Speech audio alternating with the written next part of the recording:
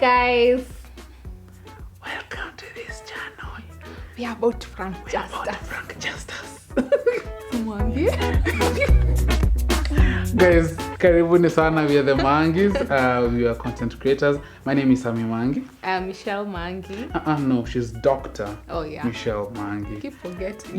You keep forgetting your doctor. Yes, I'm Dr. Michelle Mangi. And we are about to share with you our love story, our journey, and things that we've learned. Yes, together. Our life, our love, and our story. Yeah. Shared moments with the Maangis.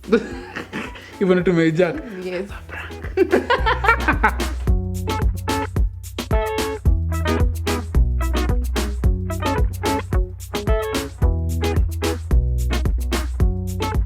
We are a normal couple that tunakosananga. We have our lively moments. While considering we're still in our honeymoon, Yeah. we still have a fair share of happy moments. Yeah. Coming into this relationship, when we're dating, I had a plethora of expectations because my background is in media and I'd done a couple of shows talking about relationships and all these things from a Christian perspective. But expectations versus reality. To be honest, I had textbook expectations. And yet, not all the time, people come from the same level, you know? So, I think I'm lucky because she understood where I came from.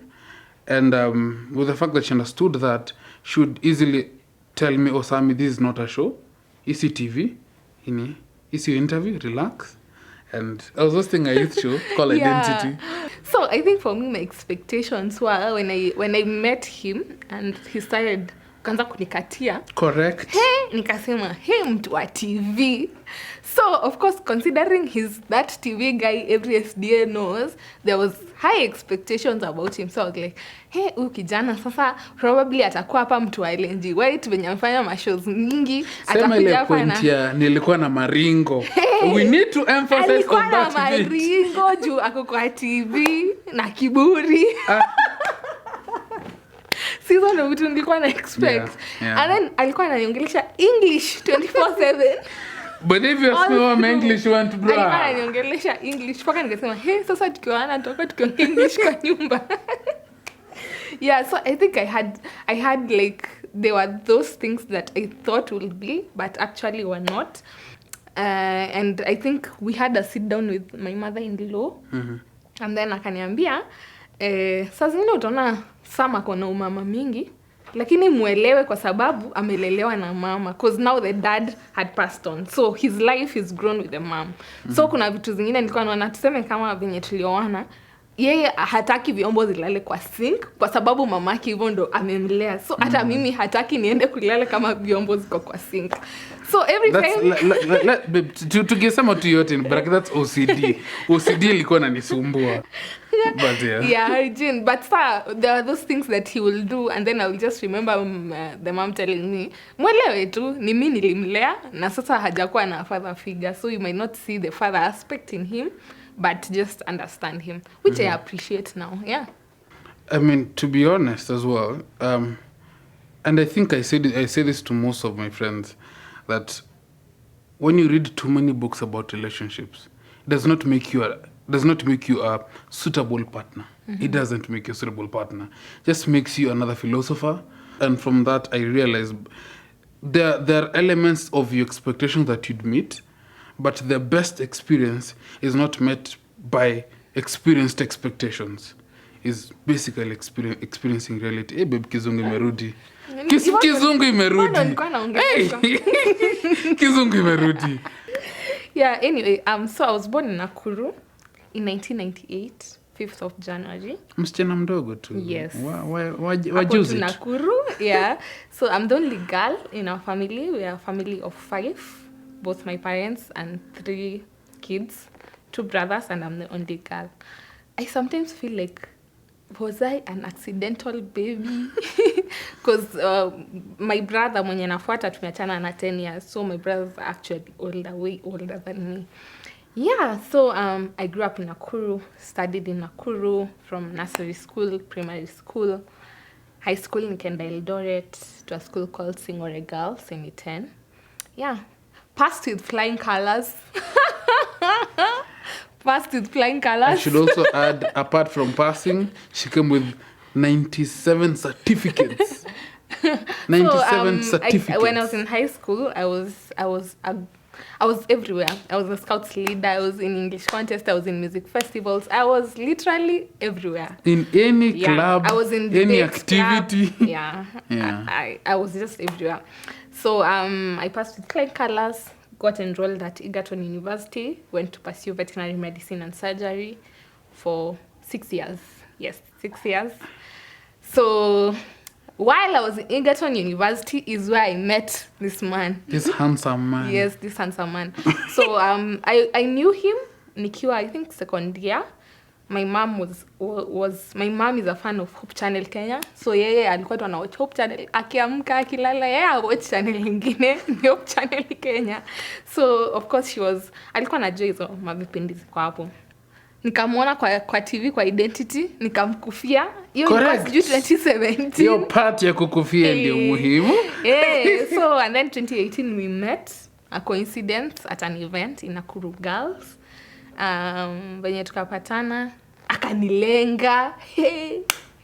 Blue ticks. Don't even remind me, guys. Akanilenga. And then I think I went and texted you on Instagram again. Akanilenga. Ulikuwa unajiona hizo matime. Zilikuwa zimejaa ma DM. Sasa hata kwa na time ya kureply. Lakini look at us. Mungu ni nani?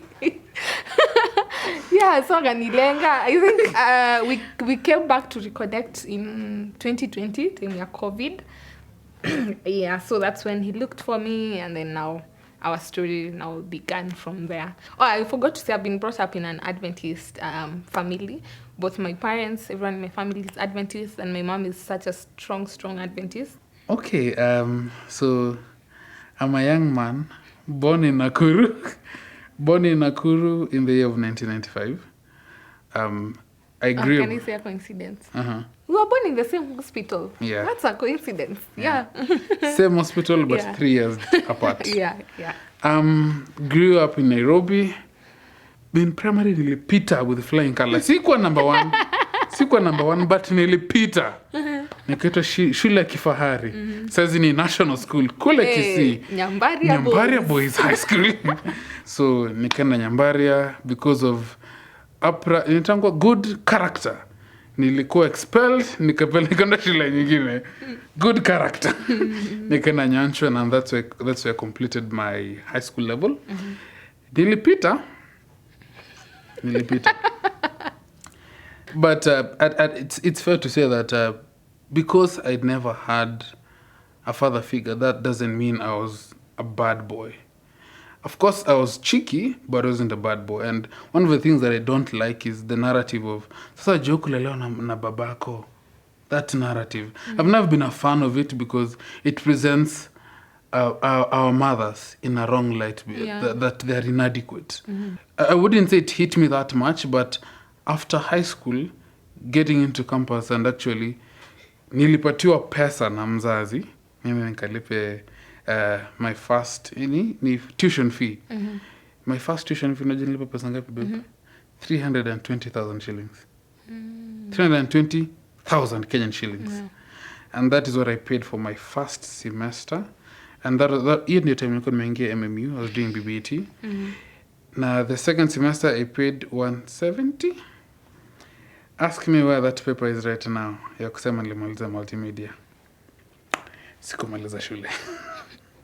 But on the flip side, I took like a 1 year break from it, and nilisema maisha ilinipiga kidogo. I got into acting, I got into trying life. Then nikafika mahali my mom's health ilianza kudeteriorate, and I realized, by the way, kijana anafanya nini? This is the only parent I have, and she's been crying, Sami, go to school. Nikachukua ile pesa kidogo nilikuwa napata in acting, straight to KU. Kijana nikaingia shule diligently. Nikafanya my first diploma in theatre arts and film technology, and from there I went on to pursue a degree in applied communications from multimedia. And by the time nilikuwa na graduate, my mom was ecstatic because nilikuwa nimeacha shule pase because nilikuwa mtukutu tukimpango. But over the years I've come to really appreciate the upbringing that I had from my mom. And as she said, I've gotten to pick some few things in ni hygiene, ni OCD. But I've come to appreciate that some key lessons I picked from my mom have made me a better person. And sometimes I tell this to my mom, and she gets offended that I'm lucky I never had a dad. Reason being, so for the dads who are around, don't be offended. But I think you'll be offended with the next statement. Sorry to say, for the few who have interacted with, who have father figures, they never had the best example. So I came from a background of sikuwa na father figure. And the difference between me and my brother is a whole 7 years. So when I was in primary, SG class 4, Brongo alikuwa from 3, uko boarding. Siku grow naye. Nikiingia high school, bro ako kampo. Nikimaliza high school, bro ameenda kutafuta do. So I never really got to have a lot of father figure interaction. It's just my mom. And the friends that I had around me didn't really appreciate the father in their lives. And that for me ilikuwa na neema because I'm like, you have the privilege and you don't see this. And the older I grew, I realized the fathers that they had were not the best examples. So for me, the reason why I say I'm lucky is because I now have the privilege I don't have a lot to unlearn, but I have a lot to learn to be a good father to my kids, God willing. So that's just a little bit of background. But one thing that I'd say was very sentimental to my relationship is after kukua mtukutu over the years, I came to appreciate the role that my mom has been in my life. And constantly praying, constantly being there for me, and constantly reminding me that she's got me. And, having that one person in your corner who will never leave you. And actually appreciating their role made me realize, I need to respect women generally in a more, stay kutumia jina, lakini actually nisema in a more intimate way, kwa sababu they play a huge role. And I think for me, that's one thing I'm carrying to my relationship. Because having come from a single parent, I understand how much responsibility she has. And when children will come, she has a lot of responsibility. So the best thing I can do is pick the lessons that I've learned and be the best husband and a future father. This is my last relationship. Last one. If it ends, I am going to be a gospel singer. Yes, I am going to be a gospel singer. I am tired. Aki sijui mbona nashindanga nikirudia huo boy. Aki mimi najipata tu. Wewe usinielewa. Wewe ni vile ni honest. Alafu personality yake. Unajua ni Why did you even dare think of putting our lives? Kwanza tuanze tuna TikTok. Tulikuwa na nyota. Hii nyota. So, let's start with TikTok. So, I started my TikTok. First of all, I started TikTok way kitambo hata before ikuwe famous. Mimi niliingia TikTok 2018 ama ilikuwa 2017. Hata TikTok haikuwa imekuwa famous even in Kenya. And then at that time Kenyans were not on TikTok, so I just felt like this is a failed project. I deleted the app. Nikachana nayo. So come 2020 when now TikTok is back, so I got back with my previous account, then started doing TikTok videos and everything. Nikifanya TikTok videos zangu hazikuwa zinaenda mahali. Zilikuwa zina struggle. Ay. So I used to like do, hata sina motivation, unapata 3 views, 1 like. So one time we were together, I had visited him. So I just put the camera and then I started recording. So he was seated, he was in his work office, he was doing his work. So I just put the camera, I started singing, alikuwa amekaa hapo. And that day, like niliona video yangu imefika 30K. Nyota. Amgeniguza. Nyota. And funny enough, it was not about me, it was about him. Like, people were now at him, how he was just on his business, and I shot the video, and now, yeah, nika realize, kumbe huyu ndio nyota yangu. This is my star. Yeah, so from there on, we just started doing TikToks, and for me, I love the camera. I see the camera and I'm action. Ati huyu mbaba ananitia mkofi teta, alafu ananiambia niende na yeye nyumbani. Mimi nienda na wewe nyumbani kwako, alafu uende unisulupishe huko, unitetemeshe bure, ati unaniromance kwa sababu ya maji moto na sukari. Eshuwe kwenda huko. So I asked him about it after that day. I asked him, are you okay? Like, we'll be shooting. He was perfectly okay. He also loves the camera. So he said, why not? So we started doing the TikToks.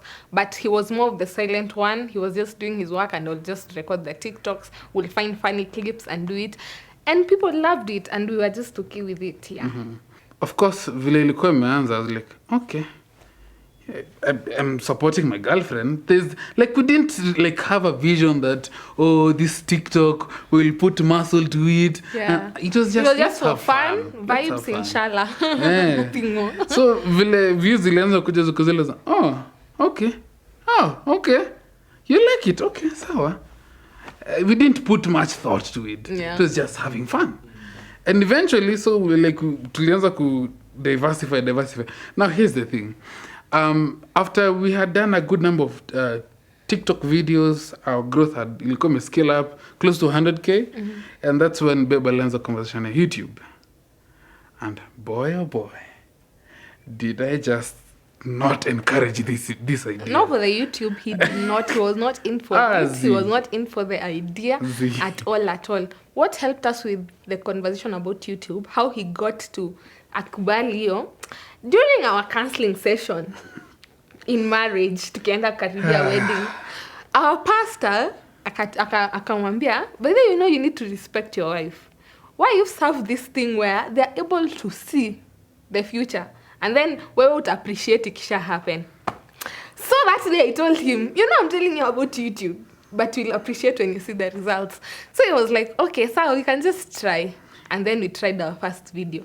Let me tell you guys, nowadays, yeye ndo ako hapo kwa YouTube anaangalia anasema tutajeka content. But to be fair, yes, I was a genuine skeptic because I had seen a couple of YouTubers, budding YouTubers, wanaingia after 6 months dead, struggling to get to 1,000 views, struggling to fill in the 4,000 watch hours. It was such a struggle. So nilikuwa najiuliza, so why are we getting to YouTube again? Yeah. And then I think you also had the idea that sasa tutaingia kufanya pranks like every other couple. Yes. Yeah. So for me, I was such a huge skeptic. But after that conversation, I was like, unajua inaje, it won't hurt. After all, wacha tufanye to know what will happen. To be honest, we were scared. Because we have seen a good number of couples who have exposed their lives, and they get a ton of hits and a ton of celebrations. We were scared about that, but again, tukianza, we were just sharing our journey, our for the Kissy viewers.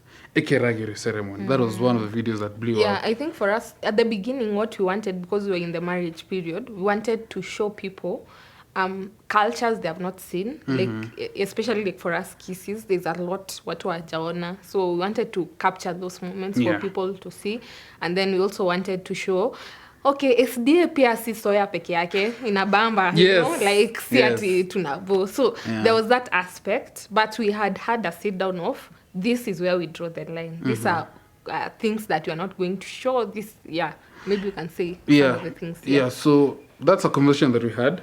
And that is after realizing that, channel yetu imeanza kupick pace. We have subscribers coming in, and also thanks to TikTok, some of our followers from TikTok were coming to watch more of our content. So we actually got to a point where like, okay, so we don't want to give in to the pressure of do pranks, do morning routine, do all these things. We needed to draw a line to, this is what we can show.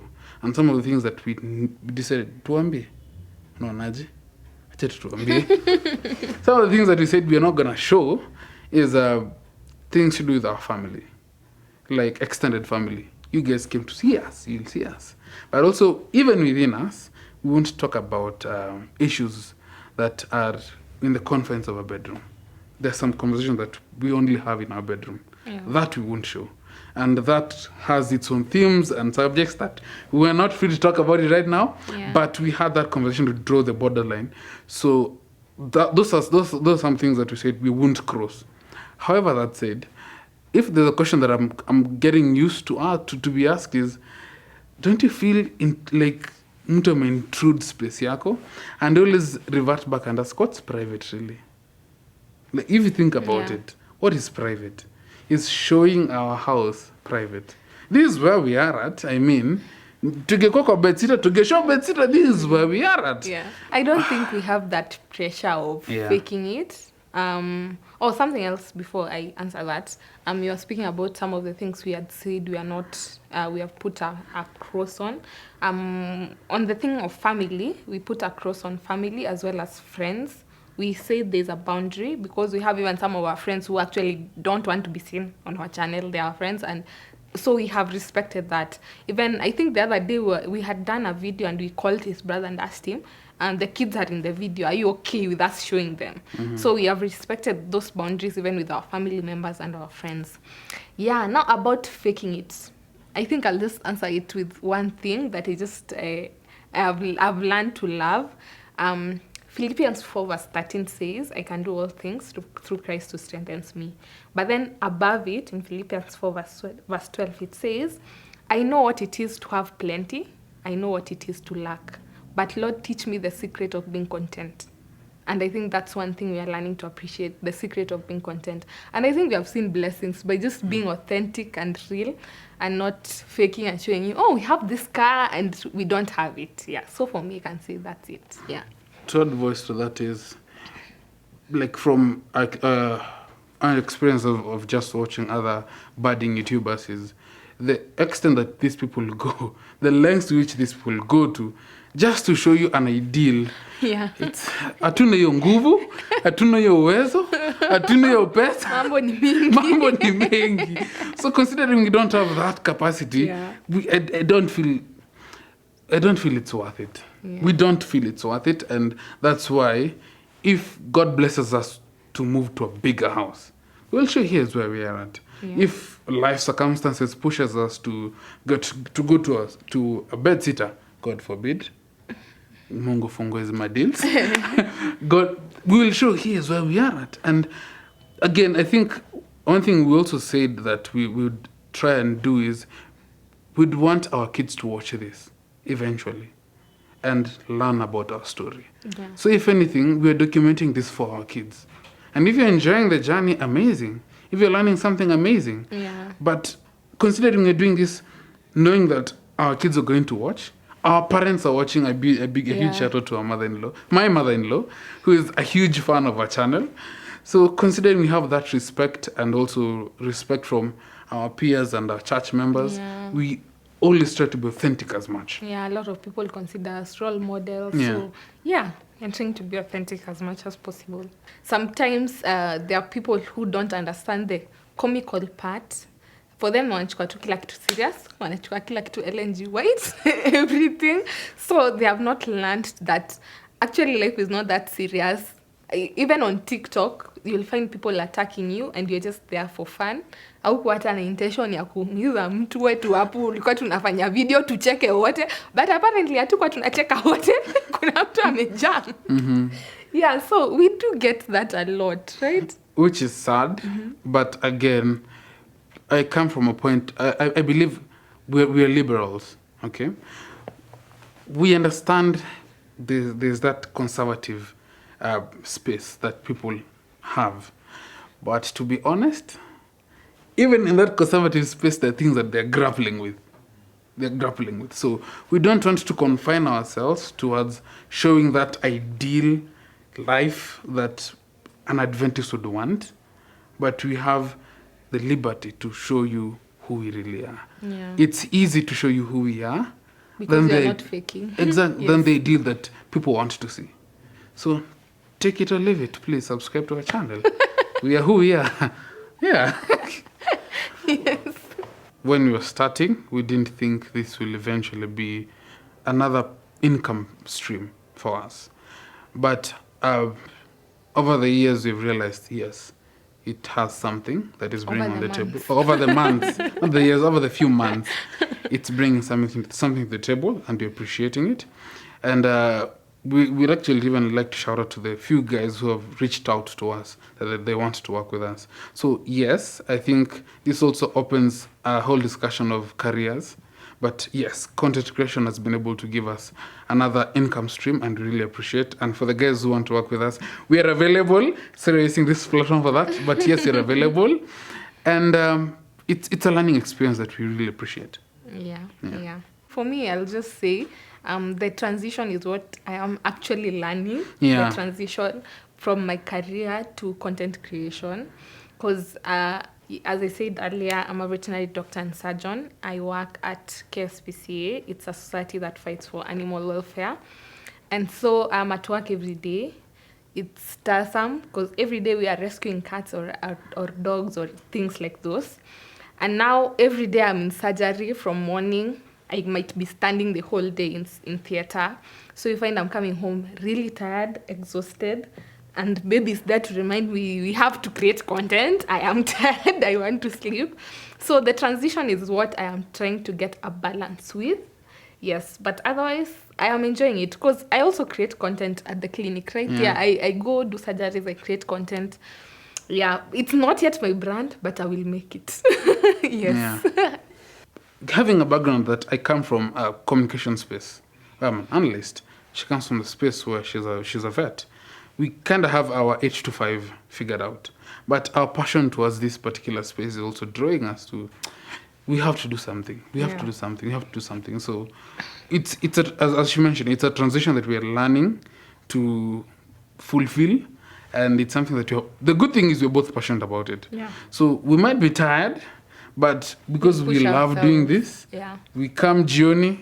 Yamesimama the whole day. Mi nimekaa kwa machine the whole day. So there's that bit. So, but we were learning to appreciate the process and transition. Yeah, but I think one of the things people love about us, usually when I go through the comments of our videos, is how people say we are genuine and real. Okay, mi sijui venye nyinyi mnajua, labda nakaa tunawadanganya, but from our end, yes, we are genuine and real, and I love that aspect that people are appreciating we are actually real to them, and I think people just love the love story. One thing I think our friend was telling us the other day was how we are nurtured as human beings. We are brought up by stories. Kila kitu tu ni story kwetu. How we are raised ni story. Ukigrow up unaambiwa usikuwe kama mtoto wa nani na nani ni story. Yani our lives are full of stories. So I think people have now appreciated the aspect of our love story. And I can say that's one thing in our bamba. For sure. And I think just to emphasize, to get to 50,000 subscribers within 3 months. So for us, it's really a shocker. And we are in utter thankfulness to our audience. And as other YouTubers say, road to 100,000 subscribers. Road to 100,000 subscribers. Yeah. But at a certain year, we are surprised. But we also thank our subscribers and thank you all for watching our content, because we have made that deliberate effort to, feed to our YouTube and say, this is who we are, take us, enjoy our story. And just to give thanks is to our TikTok following, which is at 270... I think 2, I'm not sure. 270 something thousand followers who are followers on TikTok. And the 50K who we have now as we journey to 100K. Yes, so the two platforms have been really a support, but also more importantly is the grace of God, because we also appreciate. We do sometimes we do a TikTok video, and in a day it gets up to 10,000 views. Not in a day, in hours, it gets up to 10,000 views. We do a YouTube video. In a day it would get up to 10K views. When you think about it critically, watu ni wengi. They're here to feed off from what you guys have. And it's not like they're putting in anything, but they want to learn a lot. Yeah. So it really pushes us towards being one thing that I think it's central to us, authentic. Because we don't really let social pressure push us towards what they want. You came in and loved us the way we are. don't shake our roots, don't shake our foundation. Just accept us the way we are. We're not saying that we wouldn't want to show you more, but will allow us to show you guys who we really are, not what you want to see. But I won't lie, sometimes we've had that conversation of, babe, stufanye hii. We've had that, but we always drawn back to, babe, who are we? Yes, we appreciate this amazing audience, but knowing who we are is central towards communicating the message that we want to communicate to them. Yeah, and I think it also, the following just shows you how many people actually believe in you, believe in your brand itself. Sometimes I get the pressure of a lot of people texting me about relationship issues. Yes, you've had that a lot. And I'm like, so these people have believed me this much. They have loved my story. They actually think I'm a relationship expert. So sometimes I'm even afraid to. Most times I'm actually afraid. I have to tell them, this is my opinion, but I'm not a relationship expert. So this is just what I think. So when we started our YouTube channel, we started this year around March. Yeah. So at the time, we were still in preparations of our wedding, which was in April. So at the beginning, our content was based on our wedding and the traditional aspect of marriage in the Kisii community. So we focused on showing people basically what the process is, how it's coming along. The beauty of tradition. Yeah, the beauty of tradition. How did we acquire our marriage certificate, the good, the bad. You know, that was the story at the beginning. So once we did our wedding, we now wanted to bring people now to the reality of now the wedding is done. Now we are back to reality check. So now we started now more of lifestyle.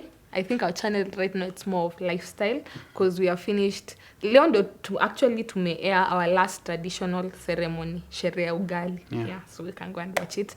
So yeah, kuna sherehe ugali kwa Kisii. So at least for us, we tried to show all those traditions which people have not seen and experienced. Yeah, so for now, we are showing more of our lifestyle, more of people getting to know who we are and our journey and where God takes us to. Yeah. Usually, tulikuwa tuna feel our culture, like as Kisiis, watu wanataka kutujua kama wachawi. Barabamba, warogi. Like there's a tag that people have put to the ugly and not the good side. So, and even when you look at even things like marriage, you'll see more of like rurashos, koitos, but you'll never see like kwani wakisia inaitwa aje ama nini na huwa inafanyika.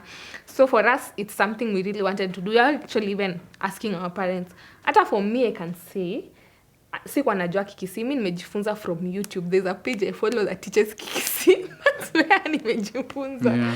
Yeah, so we've been passionate about it just to show people about our culture. To make sure tumefanya sherehe zetu zote. Watu wafanyi, but for us, we wanted to do all those ceremonies. And we've enjoyed it. Honestly, I've also enjoyed it because, again, you see, the beauty of doing these things, you get to make people appreciate who they are. You know, as much as we want these white weddings, you're a Kisii, you're a Luo, you're a Kikuyu, you're all these things.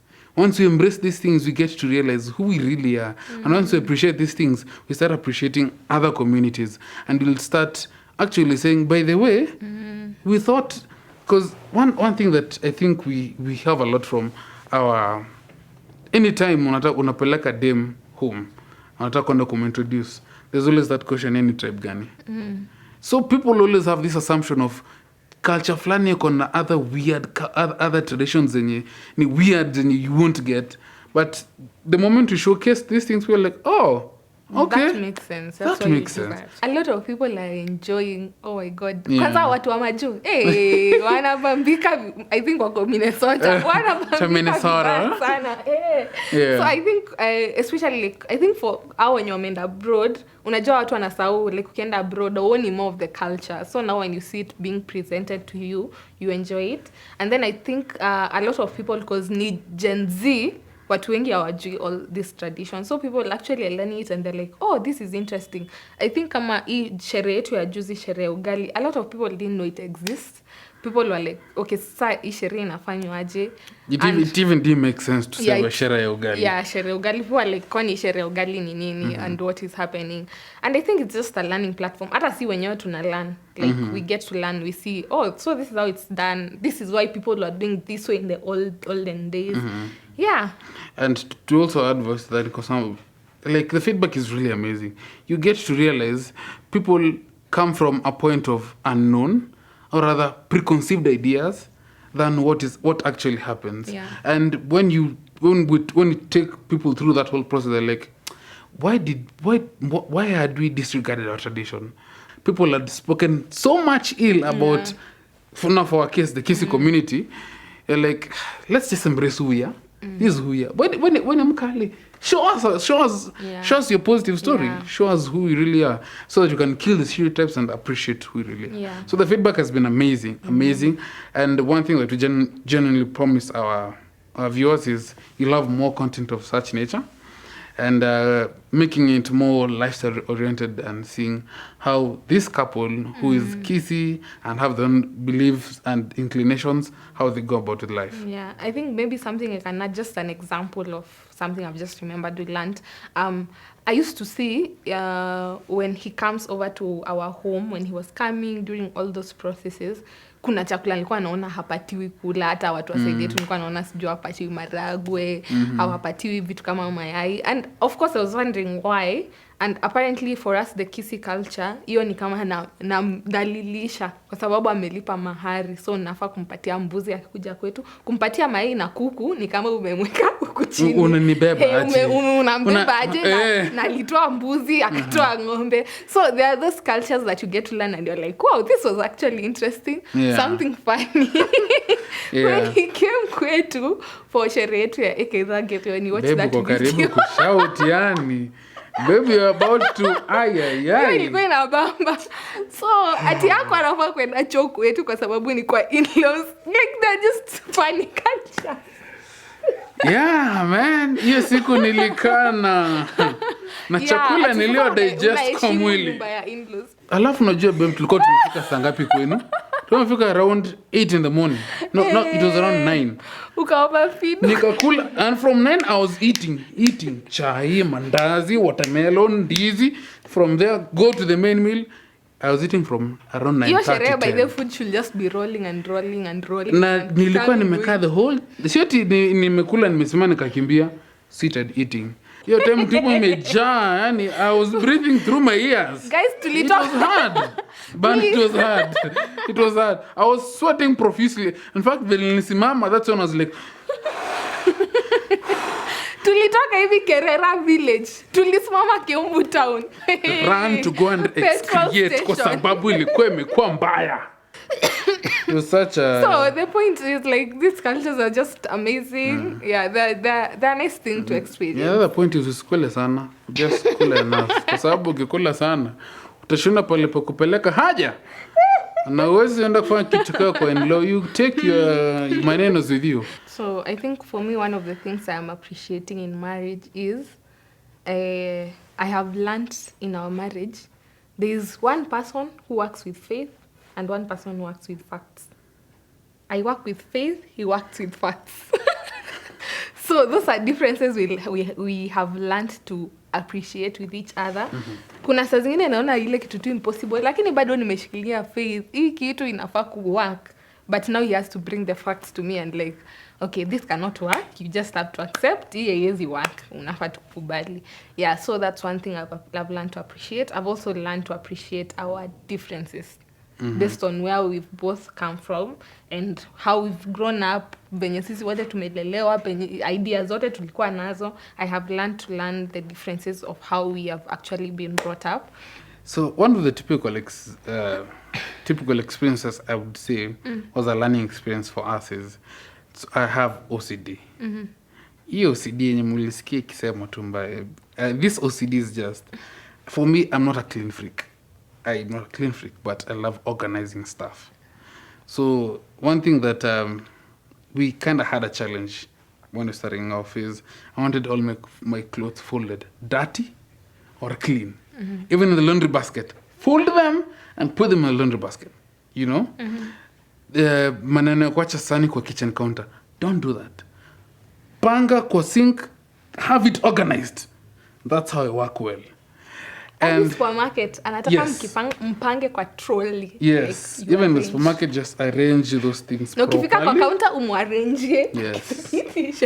That is me and OCD, because I want things in a particular way. And for together that was a challenge, because it's like that she's not like that, but I'm like this, and this way works. This way works, but you've learned to adjust towards. She might not do it immediately. There's this amazing things to learn about this first phase of relationship, but appreciating that every day is a conflict resolution day is a step towards enjoying marriage even better. And I think another thing, all of us were last born, so one has to be the firstborn now when you got to my gosh. Like, oh my gosh. Babe, let me just say this. Ile siku yenye nilijua when last born, I started becoming a firstborn there and then. Because you are a baby. You are a baby. Yes, you are a baby girl. I was the only girl. The effort to my father's eye. Yeah. And then also, like me, I have always lived where I am protected by people. I napewa tu kenya nataka.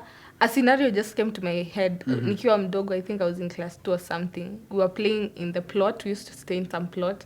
And then sijui msichana mgani akanigwara or something. I don't know what happened. And then you know what I told her? Nenda kuambia brother Dave. So, because I had brothers, like, anything. So, I was brought up in that circle of, I have people around me, I have people to care for me. Mimi tu nitapewa kitu yote nataka. Visiting day wanakuja. Ni mimi tu. Yeah, so in marriage, I had to learn that actually I'm not a last born. I am a wife. I'm going to be a mother someday, so I have to up my game.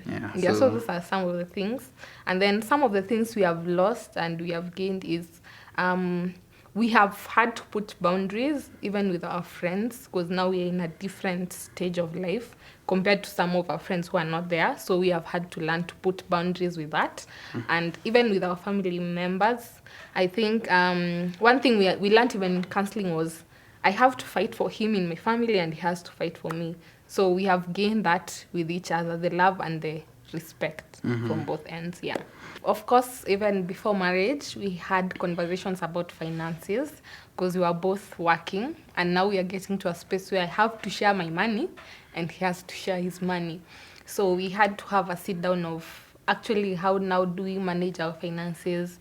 How is it going to be his money is ours and my money is mine, or what?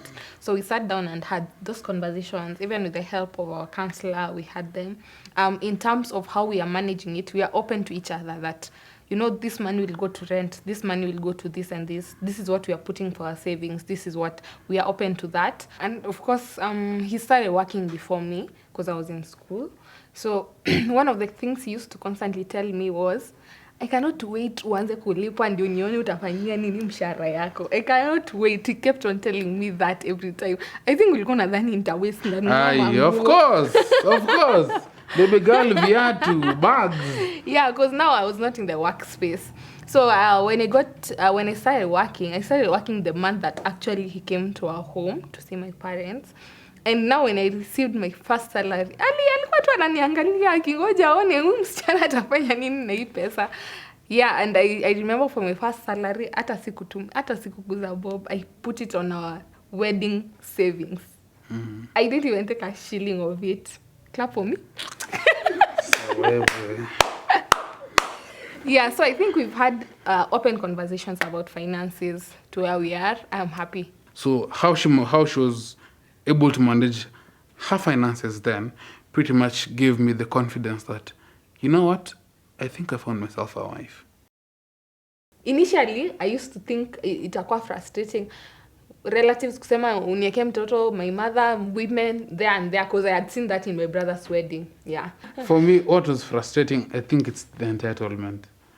People believe like you owe them an invitation, you owe them an explanation, you owe them. I'm like, mkipanga harusi by the way, sina time kufikiria wewe beshte yangu tulikuwa mabeshte tukiwa form 4 ama tukiwa kampo. It's the point is, umeona nafanya harusi, umeona invitation, sio invites only, just come. And then people having ideas and expecting hizo ideas zao unafaa kuweka kwa harusi yako. Unaona like kila mtu ako na idea yake, anataka hiyo idea yake ikuwe kwa harusi yako na hiyo si plani yako. Mbona kwa harusi yenu amkuwa na candle girls, amkuwa na page boys, sisi tunataka kuwa na mtoko beba nini ungoja. Hamuna Bible boy, hatutaki.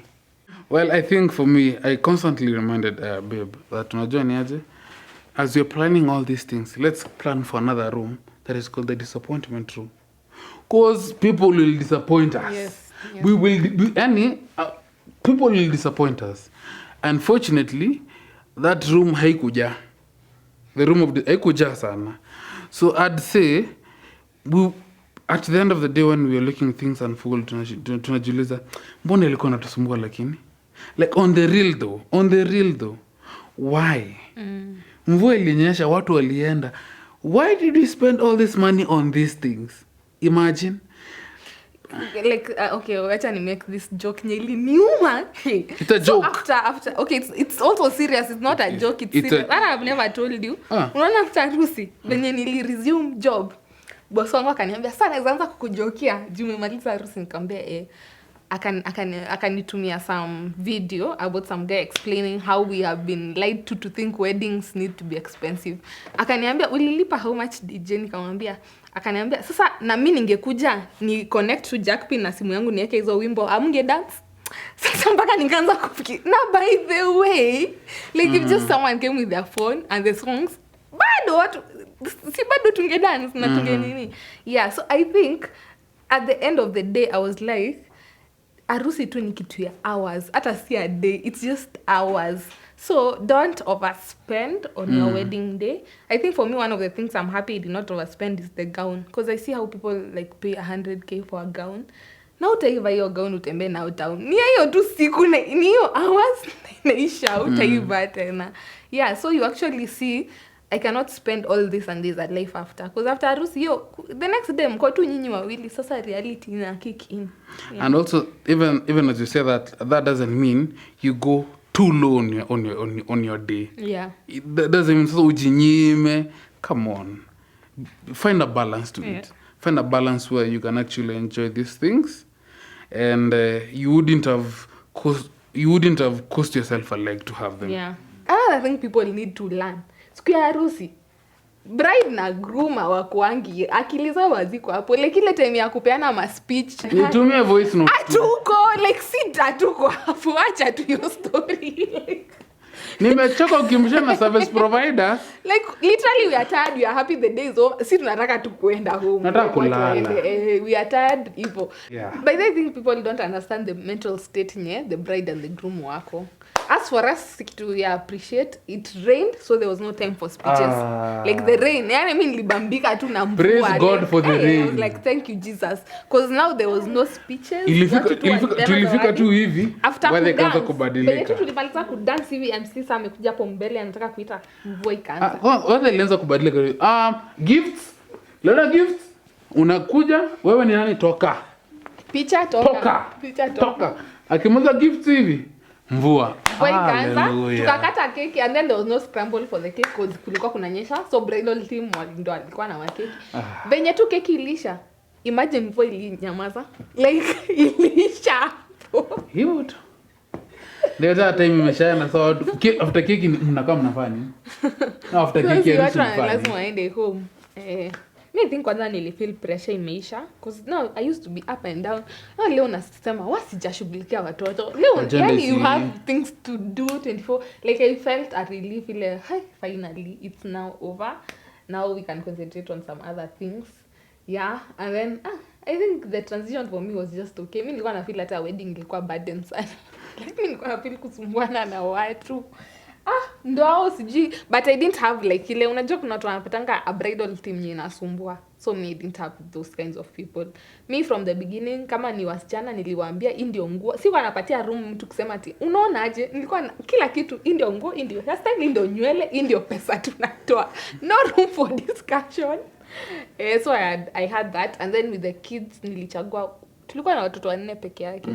So we Just also for didn't kids. need a crowd ya kusumbuana tena na wazazi. Watoto ni Yeah. mzazi uko hapo, hatusumbuani. Hatusumbuani na wewe. So our crowd was cooperative, our bridal team. I think for us, after the wedding, we had a lot of appreciation to how things went. Like we were never like frustrated to the point of regret. We didn't carry a lot of regret actually. Yenye tulikuwa na ile tu kidogo, mbona kitu iko hapa hivi, of which I consider it's normal. At just inge flow too smooth, kila kitu ilikuwa perfect, ingekuwa issue. I think me regret yangu nilikuwa nayo mpaka sasa hizi nasikia hiyo regret. Nilikuwa nimepanga TikToks za kuya harusi. Oh my god. Nilikuwa nazo kwa collection nika wedding. Naye anafanya harusi. Kulikuwa na time. Naye anafanya harusi baada tumpatie idea. Hakukuwa na time. So like there was no time of doing TikToks. Hapo unaharakishwa ufanye hii. Sasa hata sikuwa shooting TikTok ikaisha hivyo. But me I think nilifurahi tu siku ilisha. Me by photo session I was tired, I was out. Like nilikuwa nasema sasa tutamaliza saa ngapi? I just wanted to tulifunganishwa tukamaliziwa pasta katupronounce. I was out. That was my part. It time we were just walking. By the way, nasema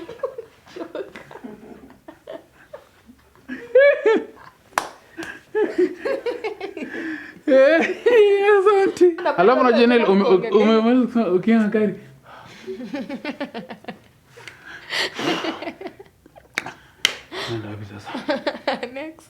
Next. Again, you have to learn to be content. Of course, every girl anataka aletwe na aeroplane. Kila msichana atako na hiyo dream. But then you have to learn to be content and know that actually there's a life after the wedding. Yeah, so that was an aspect. And then me, one thing I appreciated in my planning, I had a supportive bridal team. Because kama mimi, my bridal team, dem mwenye alikuwa kwa bridal, the one who just came, she's my cousin. She's a tailor. So yeye ndo alikuwa anashona nguo za bridal. Alishona bridesmaids, ya watoto, ya matrons. And it was easy. I think by March all clothes were done. Hakuna nguo nye kwa imeshona.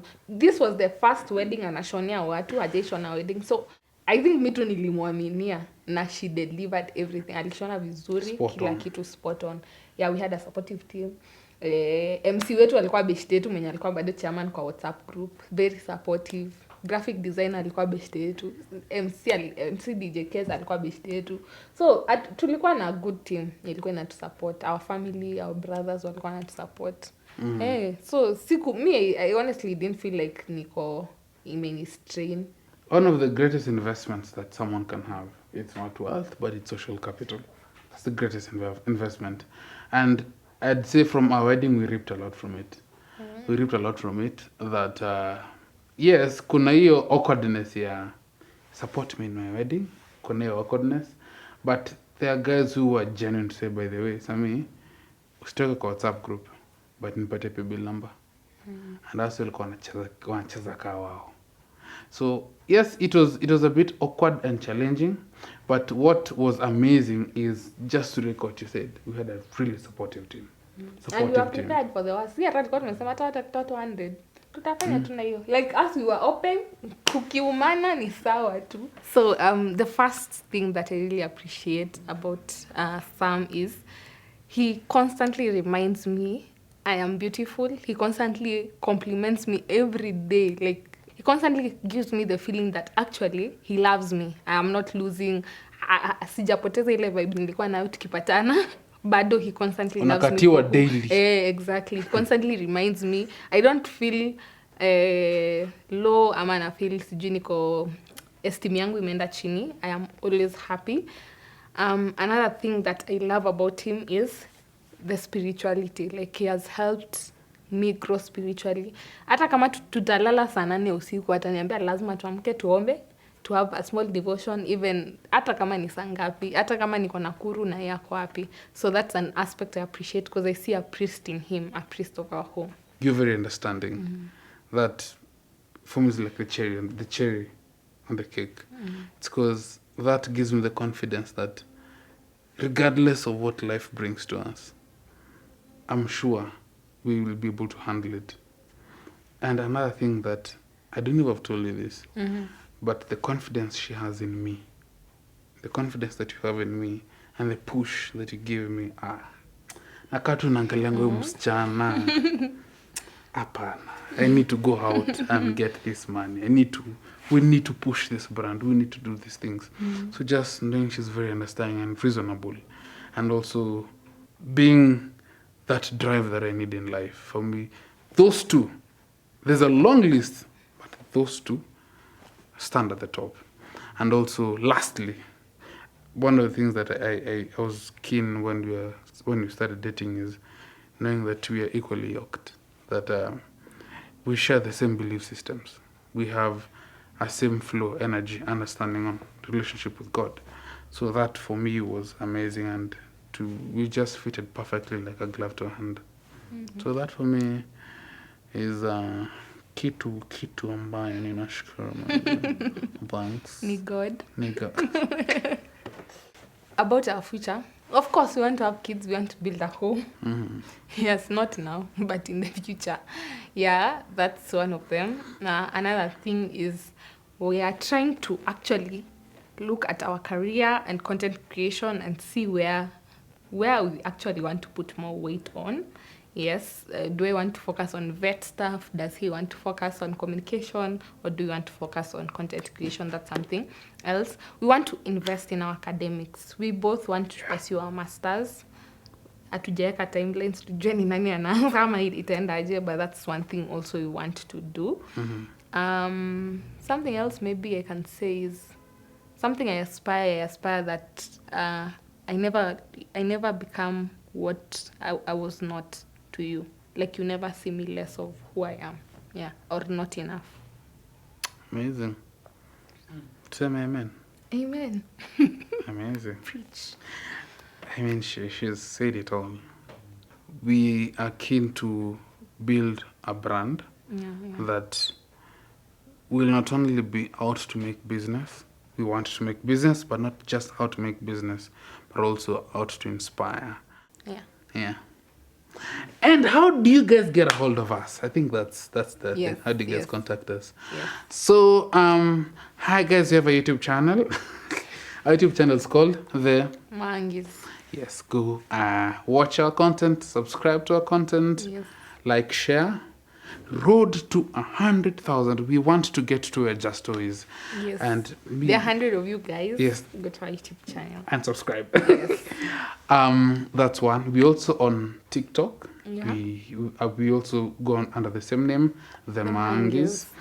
You can also get us on our respective Instagram pages. That is at SAMMY'S _ Batsheba. Yes.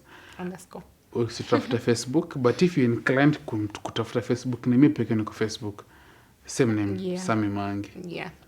She's not in Facebook. No kimpata, alitoka kitambo. Yeah. But those are the pages you can get us. So reach us out. We'd like to interact and share. Yes. Thank you for watching. Toodles. Bye. Adios. Adios. Peace.